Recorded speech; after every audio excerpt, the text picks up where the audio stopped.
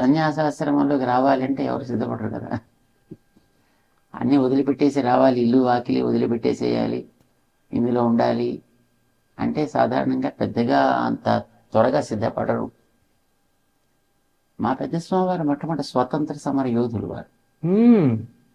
1920s నుంచి కూడా వారు స్వతంత్ర సమర పోరాట వీరులకు అందరికీ కూడా సహాయం చేస్తుండారు. బ్యాక్గ్రౌండ్లో మొత్తం అంతా సహాయం చేసేవారు. అంటే వాళ్ళలో ఎప్పుడైనా డిసీజెస్ వచ్చినా, లేదు వాళ్ళకి ఏవైనా తయారు చేయడానికి కొంత ధన సహాయం కావాలన్నా,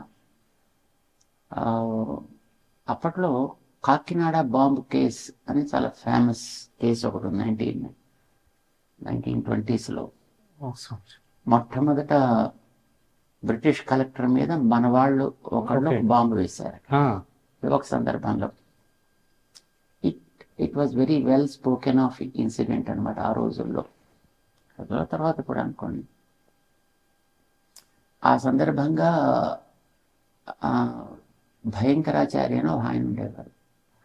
సో ఆయన ఈ కార్యక్రమాన్ని చేసింది, ప్లాన్ తయారు చేసి దాంట్లో ఆ బాంబుల్ని తయారు చేసుకుని వాటిని వేయడం అదంతా మొత్తం అప్పట్లో ఆయన చేశారు. ఆయన్ని తర్వాత పట్టుకున్నారు, అండమాన్ జైల్లో పెట్టారు. ఆ జైల్లో ఉండే రోజుల్లో ఆయనకి క్యాన్సర్ అటాక్ అయింది. సరే క్యాన్సర్ వచ్చింది కదా అని వారు అక్కడి నుంచి పంపించారు బయటికి. అప్పుడు మెడ్రాస్ తీసుకొచ్చారు.